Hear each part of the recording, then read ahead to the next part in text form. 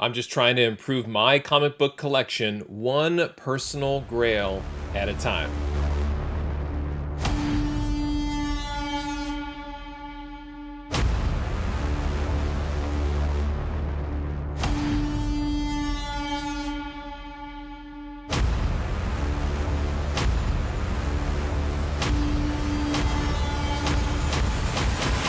Hey there, today I have an unboxing video, and in this video I'm going to open up a set of books that I won at auction on the HipComic platform from the seller Infinity Comics.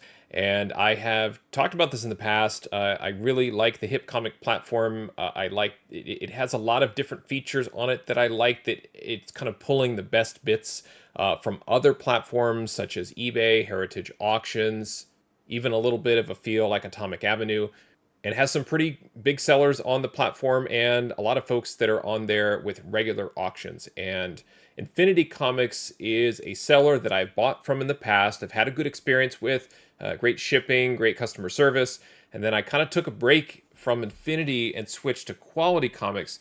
But in my opinion, Quality Comics, the quality has actually deteriorated to the point where I see Quality Comics auctions and I don't even bother looking at the items anymore, just because I get my hopes up with that seller, and I think that, you know, maybe the books are in better condition than they truly are, and I really, really don't want to be fooled or duped by them going forward. And by duped, I just mean that I just feel like the books are in a much of a lesser grade than I'm really willing to target or spend my money on. I've talked about this, like Silver Age, early Bronze. You know, I'm looking for minimum like 5 or 6.0 if I'm going to spend some money on it, just because of the huge drop off at the lesser grades.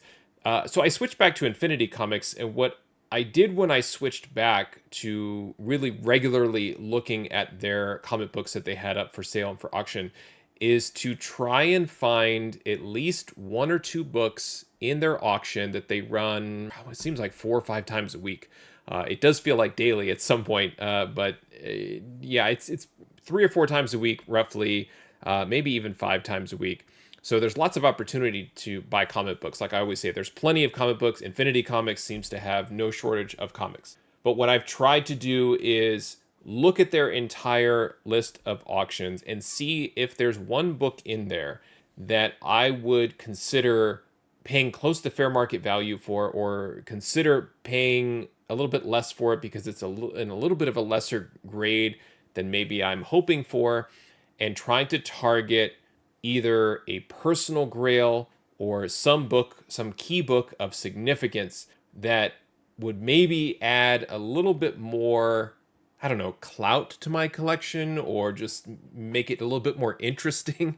And I think I've got one of those books here in this set of auction winnings. So let me get to the unboxing, show you the books that I picked up. I'll show you what my final bid was, and then ultimately what my total cost was to acquire the book.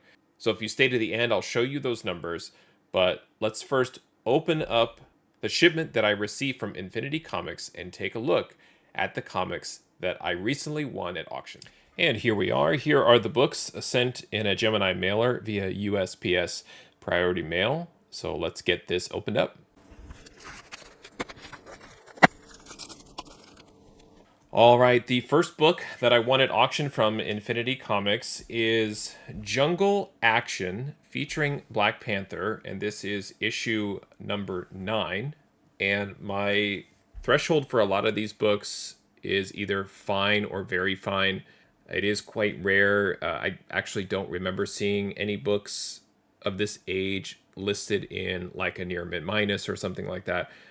So a lot of these books in the, you know, it's got that fine, very fine type of range.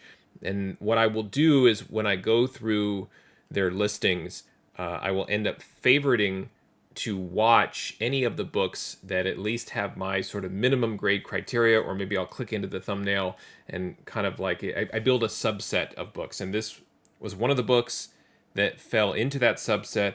And then what I end up doing is just figuring out what my max bid is based on the condition. And what I've been doing is evaluating a combination of the CGC value in the listed condition. So I believe This one was around a fine or a fine minus. Looks to be in a lot better shape. It does have a little bit of a corner issue right here, but for the most part looks okay. Definitely some spine ticks that do break color, which is to be expected in a book that's around a 6.0. But then I also look to see, how much would it cost me to acquire this book in sort of a buy it now situation, and using my comic shop as a general guide. So I'll quickly click over and see, is Jungle Action number 9 available in a 5.0, 6.0, 7.0, something like that, to help build my bid bands, my min maxes on what I'm willing to pay. So getting a little bit away from treating the value of this book like only if I were to get it graded, but really, what if I were to just keep it raw? What would it cost me to acquire the book, and then adding in some additional formulas or variables depending on what I'm comfortable with paying, or maybe creating some sort of buffer. And what I mean is, if this book is for sale in fine condition at $10 on my comic shop, maybe I'm willing to calculate, 30% off on a max bid, so that I'm willing to go to $7 on this book, something like that. And I add in the CGC costs, and through my analysis and my formula and my algorithms, then I'm able to create that. So a lot of information there, not related to the great Jungle Action number 9, great Black Panther book, and 25-cent cover from Marvel Comics. Next up is Fantastic Four number 172.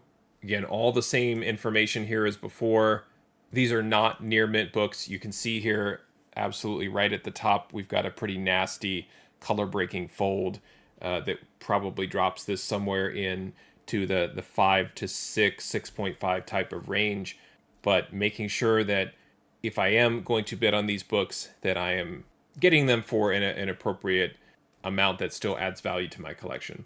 Another great Fantastic Four book. This is Fantastic Four 164. This is a cover that kind of haunts me, not because of the guy's face or anything on the cover, but it was a book that I saw on Mile High Comics that was listed in near mint, and it was a very affordable price, and missed out on it, and actually found out who that buyer was, and then they ended up getting the book graded, and I want to say it got a 9.4 or 9.6, and so I'm always on the lookout for this book.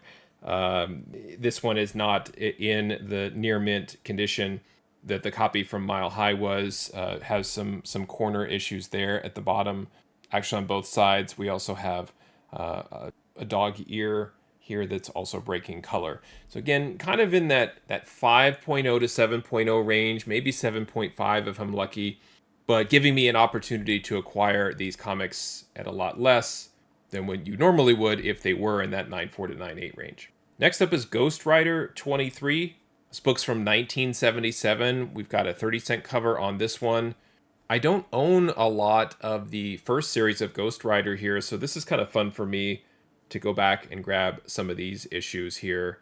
We're not talking Marvel Spotlight, where it's his first appearance. It's still kind of fun to get issues from his first series. Next is Thor 274. Got a call out here to Balder the Brave and to Ragnarok. Really awesome Thor book from 1978. And a lot of these books I am bidding on well before we get into that final stretch where the live auction interface kicks in on HipComic. I've pretty much locked in my bids. And what I end up doing is I will let books like these just end. And if I win them within my range, then I feel like I'm getting a good deal and I'm still adding value to my collection. It doesn't matter if I keep the book raw or send them into CGC for professional grading. And if I get outbid, then I know there's another Infinity Comics auction around the corner, so I don't have to sweat it. However, with this last book, when I do find that one book in the auction, or a book that I would consider to be a personal grail, some book of significance that I've been after for some time, or I want to upgrade, I will really focus my bidding on that one book. I will make sure I'm at my desktop, ready to bid, ready to increase my max bid, kind of play with the interface to make sure that I'm kind of locking in the price. I still use my bid ranges to make sure I don't go over what I'm willing to pay, but I'm able to use the numbers and use my strategy effectively and find a maximum bid on a book that I really want, that I'm willing to pay, willing to afford, where I still feel like it is a good price and a good value. I'm I'm nervous because I do want to look at the condition of this book a little bit more closely. It was listed in, I believe, just a straight VF. So I'm really curious to see if the listed condition matches the value. From the looks of the scans, it did look to have some damage to it, but I really thought that it was at that condition and at the max I was willing to bid. It was going to be a decent price point that was going to allow me to pick up this book. This is an issue of a title that I heavily collect and invest in. It is penciled and has cover art from one of my favorite artists. It's a lot of people's favorite artists.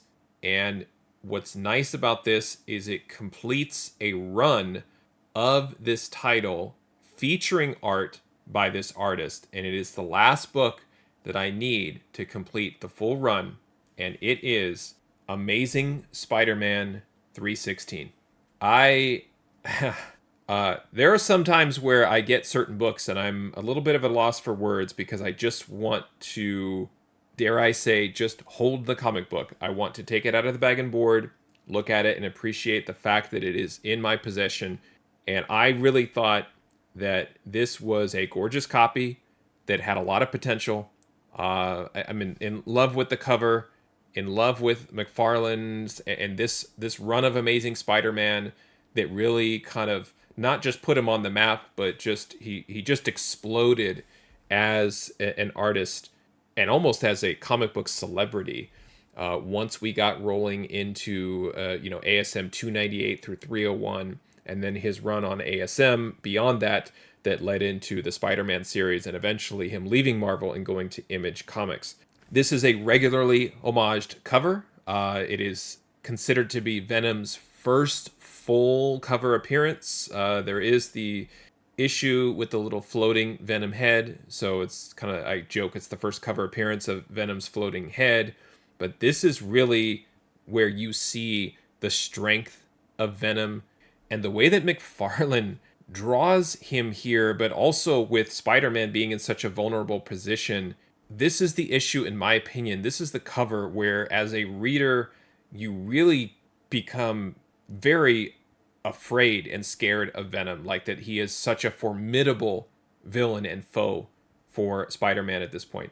And so it was very important for me to add this book finally to my collection.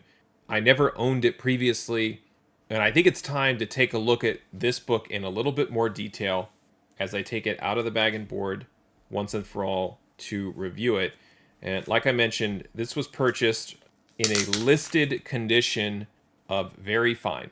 And let's see if maybe without knowing that, just kind of what grade would we give it just by looking at it. So from first glance, there is some dimpling right in here on the cover, right by Venom's hand. It's hard to pick up exactly. Right there, you can see right in there on his hand. There's actually 3 dimples that goes right across right in here. So it would benefit from a press, and that's not necessarily a bad thing. Another dimple up here in the corner box. The spine looks quite good. I don't actually see very many color breaks, so that is good as well. I do see 2 spine ticks here, right at the top of the lower corner box. There's 2 there. Again, probably a little bit of humidity, a little bit of a light press, maybe some tack iron work, but just not really that much.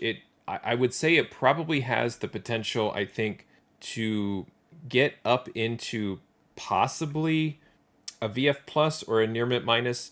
The big thing that you'd have to deal with here is the corner blunting. So on the lower corner on the back, you can really see that blunted corner that is going to keep it from being, I would say, even a 9.4 candidate.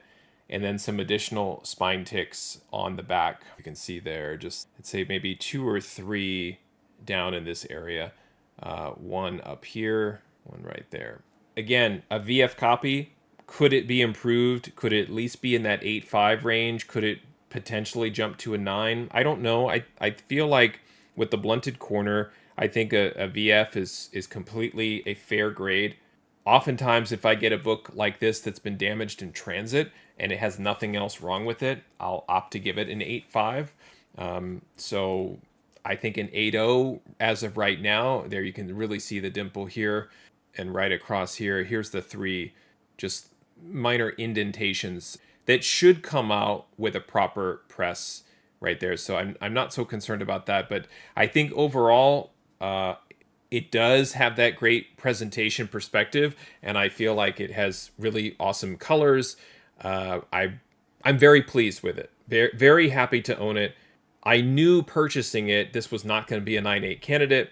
And at this point, it was more important to me, now that the prices have come down, to get it in a price range that made sense to me, and also wanted to just sort of get rid of the collector's itch to complete this McFarlane ASM run, and I've done that. And now let me show you what I've paid for these books. What were my final bids for these, so you can see what kind of value I added to my collection, hopefully positive value if I were to keep these books raw, and also just to take a look at the fair market value of these comics if I were to get them professionally graded. So let's take a look at those numbers. All right, here we are. This is the breakdown of the auction items that I won from Infinity Comics, the comic books that I won with their final bids from July 2nd, 2023. They were super prompt with their shipping, door to door from like the moment the auction ended. It was about 3 or 4 days. So really not too bad. And I think what I'm learning is that their listed condition is more or less spot on. I think that, there's always some nuance, as you see here, Ghost Rider 23 VF Plus. I haven't graded that book yet, but, it could end up being a VF. But, within a grade, plus or minus a grade, I think is pretty good. And what I like is that with almost every listing, they do list the grade, they list that condition, and a lot of times they even use exclamation points just to further emphasize that the book is in fine condition. So you can see here in column I, these are my final bids on the book. I did have to pay tax with Infinity Comics, and then there is a shipping charge here. So what I've done is I've added those additional fees into the final cost to acquire the book that I'll show you here momentarily. But for these 6 comics that I won at auction, I was invoiced a total of $117.33. Now, as we move over and take a look at column U, this is the cover price fair market value. I always take either the near mint value or the highest value of any other grade, and to me, then that's my fair market value.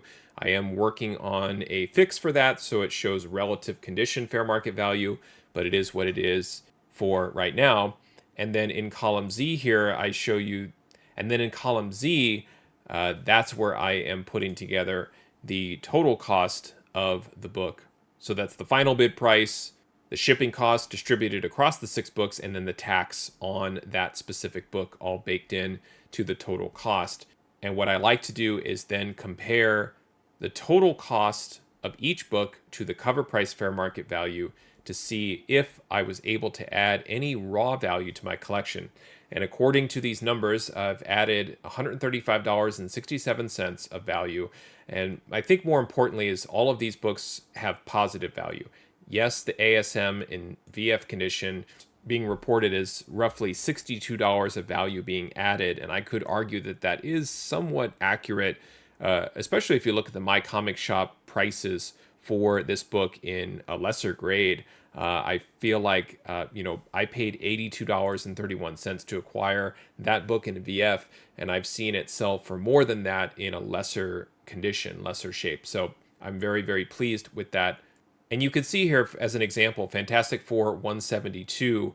I paid in total $2.87 to pick up a book from 1976 that was listed as a 6.0.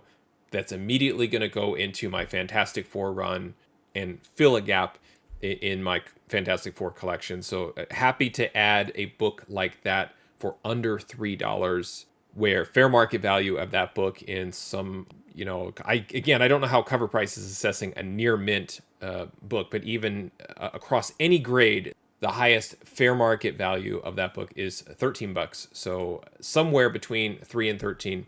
So I totally felt like a bid of less than $3 was worth it to pick up that book. Fantastic Four 164. I paid $9.43 for that book, adding $19.57 of value. Jungle Action 9 paid $8.71. That book currently has a fair market value of $36. Thor 274 doesn't have a whole lot of value here at $13, but only paid $5.02 to acquire that book. And you can see all of these books from the 70s, and then, of course, ASM 316 from 1989. Now, I said that, I'm leaning towards combining both CGC values at the current listed condition. And again, that's me building up trust with this seller and understanding that their listed condition is going to be more or less accurate. So that helps me build those bid ranges. And what I end up doing is I combine the raw book value at that condition and the CGC value at that condition to figure out, is this a book worth bidding on? So what I want to do is, instead of flipping all these to 9.4, is actually plug in their listed condition as advertised by Infinity Comics, so we can see exactly what types of values I was looking at when I was building my bid ranges. All right, so I think I have them all in. And they all have CGC value, but they don't all have significant CGC value in those conditions. And that's where, again, I was trying to find some other hidden value, which was the raw book value. Because as you can see here in column AB, all of these books now, if I add the CGC value and compare column V versus what it cost me to acquire the book, plus the additional fees to get the book graded, if I were just to send all of these books off to CGC, I would lose almost $55 of value. So in this case, it makes more sense to leave these books raw or consider giving them a proper cleaning and a pressing to see if I can improve the grade. But I was still willing to take a chance on the books because they ended up having more value raw, or you could say were more expensive to acquire when you look at a lot of different online sites that have back issues from Bronze and Copper Age in these sorts of conditions. Now, the one I want to focus on here is ASM 316. It has a CGC value of $108.50 in an 8.0. Cost me $82.31 to acquire it. So again, that's where the CGC fees kind of eat up the margin there. So it would be a loss of $6.50 if I were to send that book as is to CGC for professional grading. And it's kind of like borderline at that breaking point where if I invested in it further and sent it off for professional cleaning and pressing, how much could that book actually be improved? This might be a book that maybe I want to take a chance on to try and improve that corner on my own to see if I can get rid of that blunting. But if I'm going to send it off for professional cleaning and pressing, that's an additional $30 that I'd have to spend. And then it kind of makes sense to go ahead and pick up a slab in that condition. But what I was noticing is that book was selling raw for more than $82 in lesser conditions. So that's where the numbers start to look a little odd. Like, do you want the book? Do you want the book to keep it raw in your collection? Do you ultimately want to get it slabbed and professionally graded? It just kind of becomes a numbers game at this point, where it may make sense to just go ahead and outright buy this book in a CGC 8.0. Now, of course, it always depends on the data source, your source for books, like where you're going to participate in auctions, whether it be Comic Link, eBay, Comic Connect, Heritage, things like that. And sometimes the platform makes a difference. I'm showing some numbers right now. These are the results from auctions and purchases with the data provided by GPA and also Go Collect, so you can kind of see some of the differences. And there's lots of nuance, custom labels, and I could go on and on about that. But yeah, I think that 108.50, that's probably fairly accurate. What I end up doing is I aggregate across multiple sources to figure out more of what the average fair market value is across those sources, and with those sources using different sources of their own in terms of reporting sales data. And like I said, I think that after you look at these numbers and after I look at them, I'm thinking, if 8.0 is in my price range, then should I just go ahead and purchase it already slabbed in an 8.0? I do feel like there's a little bit of potential here, a little room for growth, and I think that's why a lot of us, including me, end up taking a chance at raw books, because we feel like the vast majority of raw books, even in today's collecting market, they still have some sort of hidden potential for improvement through dry cleaning, heat pressing, and so forth. And it's always it's just the chance. We always feel like, well, if I got it raw, maybe I can make it better. So it's listed as an 8, but maybe it can be pushed to a 9 or even a 9.2. And I do always say, too, you cannot will a comic book into the grade that you want. It's just not possible. But what is possible is that I do believe a comic book could always be improved if it hasn't already. And just from a presentation perspective, the dimpling across the cover of ASM 316 and that blunted soft corner, I think that just with a standard heat press, those dimples can almost disappear, and the blunted corner becomes just less blunted. It's not going to sharpen up. You're not going to take a completely soft corner and make it sharp and make it 9.6 or 9.8 worthy. But it could at least flatten it out a little bit so that it presents better. Ultimately, if you wanted to keep the book raw, sell it one day raw, where someone is assessing and looking at the book in sort of its maximum condition at that point. But what I do love about it is not a single color breaking spine tick up and down ASM 316. And that's where, from a presentation perspective, 3 out of the 4 corners being sharp, really, really pleased and happy to add this book to my collection. Let me know in the comments what you think. Have you purchased from Infinity Comics before? Do you have other sellers where you trust the grade and you're kind of buying based on their listed condition without even looking at the books? I hope to add a lot of data going forward from Infinity Comics so I can really assess whether or not the condition that they list the book in is more or less accurate. I do feel, even with this small sample size, that it's at least in the ballpark. So I'd love to get your feedback on that. If you like what I do here on the channel, please consider becoming a Moneyball Comics channel member by clicking the join button under this video, or visiting my channel page and joining to become a channel member there, so you can unlock additional member perks, early video access, and a chance to participate in my monthly comic book giveaways. Thanks for watching, happy collecting, and see you next time.